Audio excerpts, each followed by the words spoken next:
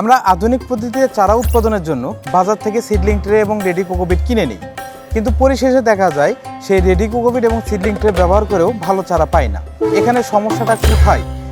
Seedling tray কিন্তু গুরুত্বপূর্ণ একটা জিনিস হলেও তবে এটা চারার জন্য যে ভালো কিছু প্রদর্শন করে এমন কিছু না, কারণ এটা একটা প্লাস্টিকের খোপভাবে তৈরি করা।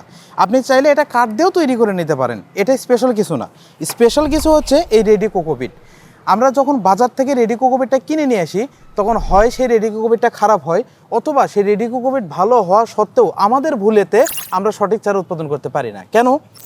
দেখেন, আমি যখন কোকোপিটটা বস্তার ভিতরে রাখবো বা আমরা যখন বস্তা আকারে কিনে নিব, তখন কোকোপিটটা যদি এই অবস্থায় বস্তার ভিতরে থাকে, আমরা করি কি, যখন বীজ দিতে যাই ট্রেতে, তখন আমরা ঠিক এই উপর থেকে নিয়ে গিয়ে ট্রেতে রাখি এবং বীজটা দিয়ে দিই।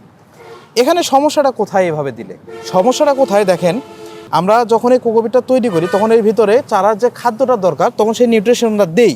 আপনারা দেখবেন এটা চাপ দিলে হাতে কিন্তু শীতলতা অনুভব হবে, এই যে দেখেন হাত ভিজানোর মতন, তার মানে কি এর ভিতরে চারার খাদ্য আছে। তো যখন আমরা বেশ কিছুদিন এইভাবে রেখে দিব তখন এই নিউট্রিশনগুলো আস্তে আস্তে আস্তে আস্তে নিচের দিকে দেবে যাবে, এবং দেখবেন নিচের ঠিক এই যে এই লেভেলেরগুলা আর্দ্রতা খুব বেশি হবে, এই নিচের থেকে আর্দ্রতা বেশি হবে, কারণ এই নিউট্রিশন পানি যেগুলো আছে ঠিক এগুলো আস্তে আস্তে নিচের দিকে চলে যাবে, আর উপর দিকে থাকবে ড্রাই, শুকনা হয়ে যাবে এবং খাদ্যটা খুব কম থাকবে। তা আমরা যখন এই কোকোপিট দিয়ে এরকম করে চারা তৈরি করব তখন দেখা যাবে এই খাদ্যর অভাবে চারাগুলো নষ্ট হবে বা ভালো চারা হবে না।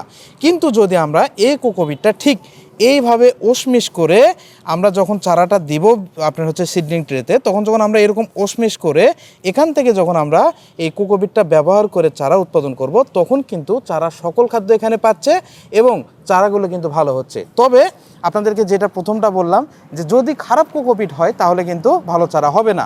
অবশ্যই ভালো প্রতিষ্ঠান থেকে ভালো রেডি করা কোকোপিট আপনারা কিনে নেবেন, কারণ সিডলিং ট্রেতে কিন্তু এই রেডি কোকোপিট ব্যবহার করার ফলে যে নিউট্রিশনটা থাকে এটা খেয়ে কিন্তু চারা বড় হয়।